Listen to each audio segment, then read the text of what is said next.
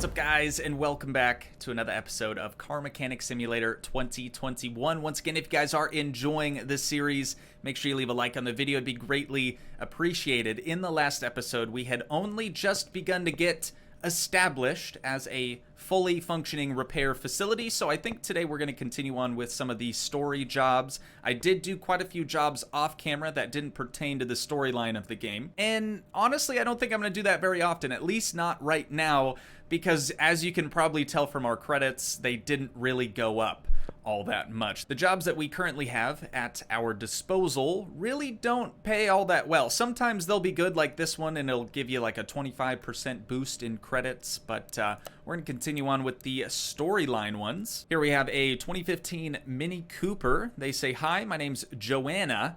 I was referred here by my neighbor. He's a car dealer. I hear that your repair shop has been up and running since quite recently, but you look like a promising mechanic. It's almost annual service time. My buddy doesn't seem to have any problems, but I'll leave that for you to decide. Please change the oil, filters, and fill the missing fluids. I haven't had time for that recently." John mentioned that was that John, like from the first job? John mentioned that there was tapping in the camshaft.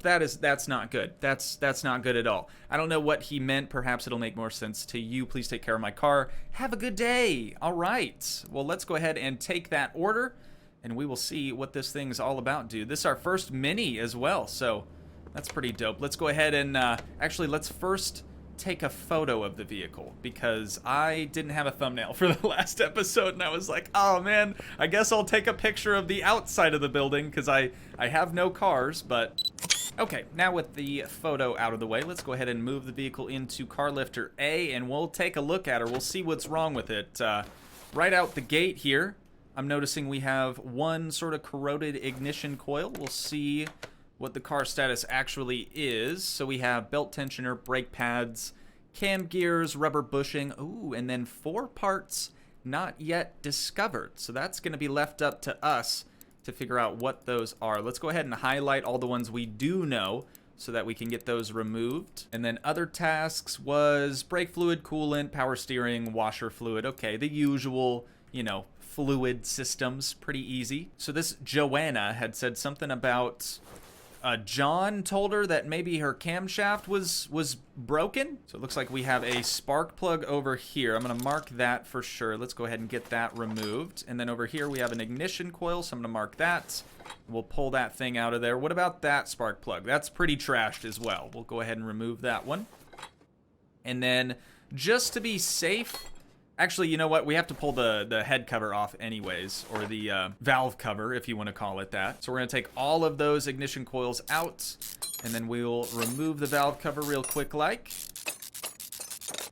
Okay, now with that taken off, we can really get a good look at what's going on in here. So camshaft absolutely dusted. We're definitely going to have to remove that. Alright, so I've zipped off all of the camshaft caps. Now we have to actually remove some timing side components, because there's an additional cover right there that's kind of blocking all of our access. So we're going to have to pull off the crankshaft pulley, all the belts that are over here, and then now I think we should be able to remove this timing cover. There we go. Okay, and with that pulled off, that's going to give us access to the additional timing stuff that's underneath of it. So we're first gonna remove, oh, the belt tensioner. Dude, that's probably one of the, no, that was on the list, wasn't it? Never mind. I don't know where the other parts are gonna be. I'm kind of hoping they're gonna be super obvious. I'm gonna add the idler roller to that list. Oh, now we have to take off the belt. The belt looks pretty shot as well, so I'm gonna go ahead and add that. And then this roller we can uninstall quick. And then the camshaft gear, or the cam gear, we're gonna put that on our shopping list. And go ahead and pull that on out of there. That's going to give us access to remove the camshaft. Oh, no. I forgot. These actually have an additional timing cover. So they sort of have 2 gears. They have a gear on the left side over here, and then there's an additional gear right here. So we can slide that out of there. I don't think we have to remove the chain, though. We should be able to, there we go. Just pull that camshaft straight out. Nothing wrong with this side. That all looked okay. All right, let's go ahead and get underneath the vehicle now. I got a feeling that just because the camshaft was so torched, I feel like something in the bottom end could potentially be ruined as well. Oh, I wanted to see if we found any of those parts yet. No, still haven't found all 4 of those. So that leads me to believe maybe there's something going on underneath the oil pan. So I'm gonna zip that off as well. And then they didn't say they wanted a replacement oil filter, I don't think, but I'm gonna add a new one to the list anyways. And then we'll remove this oil filter, see if there's any bad things, any bad juju going on underneath here. Oh, yep, didn't drain the oil. That's a rookie mistake. Rookie mistake on that one. I don't see any bad things happening in there, actually, so we can go ahead and button that on up. I guess, you know, we did drain the oil, so it wasn't completely useless. So let's focus on the suspension. A lot of the times when it's like a miscellaneous part like that, it's something to do with the suspension somewhere. So I'm gonna go ahead and mark 2 of these rubber bushings. I know those are definitely damaged. We're gonna do that one for the subframe, and then this one over here as well. Perfect. Okay, now that we've covered most, I think, if not all of the highlighted things in the front of the vehicle, we're gonna move around to the back, and it looks like these 2 rubber bushings right here in these, I think these are called trailing arms, like IRL, what are they called in the game? Rear suspension arm. Okay, that works too. So we got both of those marked. We're gonna zip both of those out of there, and then back here, it looks like we have some brake issues, but it's just pads. So I'm gonna mark 2 pads, and then we'll leave the wheels on. There's no real reason to remove that just yet.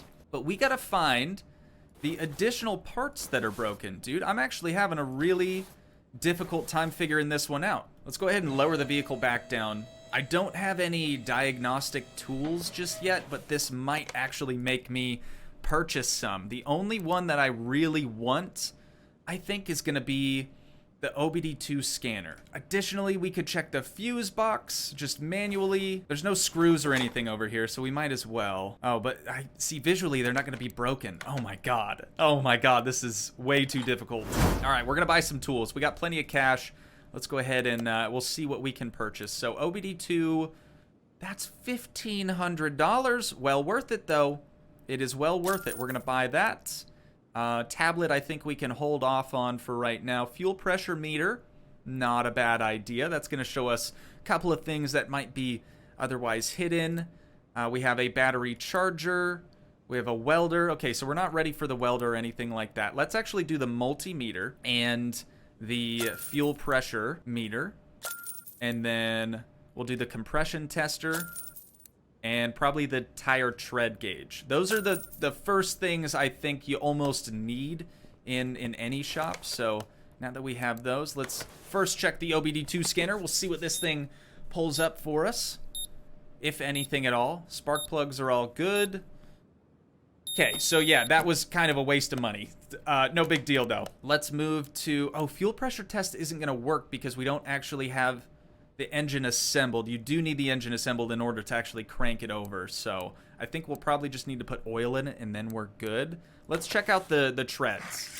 79%. Got an 81. Okay, these are definitely not bad. What else we got? 81. Okay, yeah, those are all perfect. Perfectly fine anyways.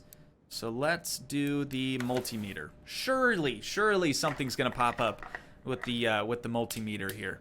Throttle, alternator, starter, fuses, those all look good.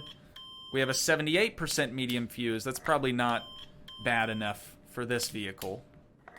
Nothing? Really? Holy crap, dude. This is a really difficult diag then. If none of those are faulty, I don't even know. We can't compression test it because the engine needs to be complete for that. All right. So we might be... You know what? I'm going to remove the battery. Maybe the battery's dead. Nope, it's totally fine. We actually knew that from the multimeter. It's got to be something stupid. It's got to be something just absolutely ridiculous. Something we haven't even paid attention to just yet. Like axles, maybe? Or some other suspension component? Maybe brakes in the front. There it is, brakes in the front. Okay, so we have a rotor and a pad on that side. Let's go ahead, head over here. And then we have... again, rotor and pad. Okay, that should be it. It's not gonna tell us in the car status just yet because you have to remove them in order for them to show up. But let's go ahead and buy everything else if we can. I'm hoping we're going to have enough money for everything else. There we go. That should be everything we need in order to get this thing put back together. So I'm actually going to start on the suspension. I'm going to go through, do all the brakes, and then I will we'll sort of regroup for the engine stuff. I feel like that's a little bit more interesting to watch.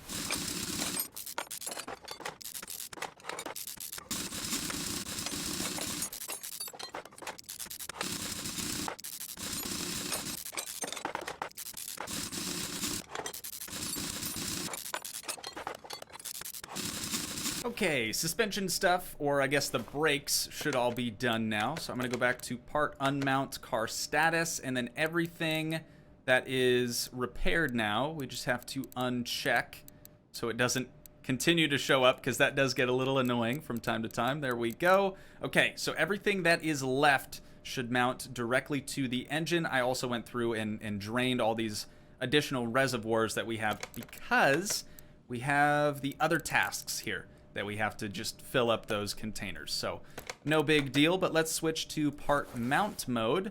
We can start getting this engine reassembled. I'm going to start topside, and then we'll work our way down underneath so we can change the oil filter and whatnot. Then we got a spark plug. So these two cylinders were the only faulty ones. The other spark plugs are, I guess, just fine. They'll get along just fine with those. Now we just have to put in all these camshaft caps again. Dude, I need to upgrade my like screwing and unscrewing speed. That's the first thing we have to upgrade, because this is just unbearable sometimes. It takes forever just to put the simplest parts on, especially a cam like this that you actually have to use like a cam cap to actually hold it down. Those take forever, but we're gonna put the cam gear on next. And after we finish that up, I'm actually gonna move to the valve cover. No. Here we go. Let's put the other cam gear on this side, and then we'll get this cover put back on. Got an additional timing cover over here. I don't actually know the purpose of, I think I mentioned this already, but I don't know the purpose of this additional timing cover.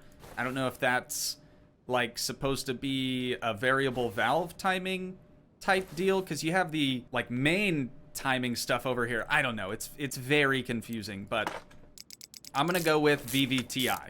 I'm gonna say it's probably something to do with VTEC or VVTI, something along those lines. There we go. We got the valve cover put back in. Now all we have to do is replace this ignition coil with the 100% one, or the brand new one, and then all of these, doesn't matter. They can be the original 81%. There we be. All right, so topside, we're looking pretty good. Let's move over to the side. Here we have the new idler roller. That's gonna go right there. We have a new tensioner, a new SERP belt as well. So we're gonna toss that in there. Tensioner, get that bolted up. All right, now we can put the timing cover back on.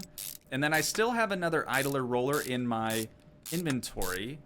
I think there's another, yeah, there is. There's another one on the outside of this. So let's put the crankshaft pulley back on, and then you should be able to see it. I thought it was like right over here. Am I crazy? Oh, no. It's right here. It's right there. Okay, so we're going to put this belt on, and then it doesn't actually have, that's like the accessory belt, doesn't have a tensioner, just uses a roller to add tension to the system. There we go. Okay, so the side of the engine's done, top side is done. Let's go through this, and again, we'll just uncheck everything that's installed. The last thing then is the oil filter, and then all we have to do is fill this thing with fluids, dude. We just knocked this thing right out. It was, I will admit, a little confusing initially, but I think we got her figured out pretty quick. We bought some tools that we didn't really need, and that's okay. So it do be like that sometimes. We'll need them for another car down the road. Let's go ahead and fill the oil first, because I just want to make sure that our new tools do actually function and that they do work, like the compression tester. There we go, that's full-ish. The compression tester, and then what was the other one? Fuel pressure test. So let's do that now that the engine is roughly assembled, everything but fluids. There we go. Okay, so now it will actually show us what components are doing well, what components are failing. Any day now. Wow, that's a lot of fuel components for this thing. Okay, not doing too bad there. I realize we're done with the job, but again, it's just one of those things I have to see if it actually works, you know? Gotta check it out. And then compression tester. Same type of deal. Just gonna check the bottom end of the engine. That's what this is really gonna come in handy for, is diagnosing the bottom end of the engine so we don't actually just have to pull the pan immediately and do a visual inspection. So with that done, we just have to move on to the additional fluids. This one, again, it's a little difficult to see, so you almost have to know the bottle trick. Like when it goes down, and then 1, 2, 3, we'll say that's another fluid level. Did I get that pretty close? Ooh, it actually needs, it's good. It's good. It needs a little bit more, but it's fine. Then we just have to top off the coolant. If this were a Volkswagen, it would honestly be very ironic because, wait for it, there it is. On the side of this thing, you can kind of see a G12. That's Volkswagen's coolant spec number, if you want to call it that. Or was, I should say. But I used to get people that would come into Volkswagen all the time being like, I need G12 coolant. Don't try to sell me anything else. And then G12 superseded to G13. So I'd be trying to sell them the newest stuff, G13, and they'd be like, no, no, no, no, no. I need G12. My coolant reservoir says G12. I will take nothing else. And it always just became this big ordeal trying to explain to them that part numbers supersede and new versions come out. So thankfully, that's the thing I really like about this game. I don't have to deal with any customers, right? They just kind of drop their vehicle off. We do our thing, and then we send them on their way. It's pretty slick, Rick. What else we got? That's it, dude. Finish the order. See you later, Joanna. Thank you for your business. We're up to $6,000 even after purchasing all of those diagnostic tools. And you know what? Just to help us out in the long run, I'm going to get the battery charger. And I hope we have enough money to do the next job after this. And then I'm also going to purchase the tablet. There we go. So we have $5,000 left. I do realize that the Car Mechanic Sim episodes are probably going to be a little shorter than a lot of you would prefer, but there are going to be a plethora of them, so do not worry. But with that being said, I'm going to wind things down here. So once again, if you guys did enjoy, please leave a like, leave a comment, help support the dream by smashing that subscribe button, and I will see you in the next one. Thanks so much for watching, guys. Peace.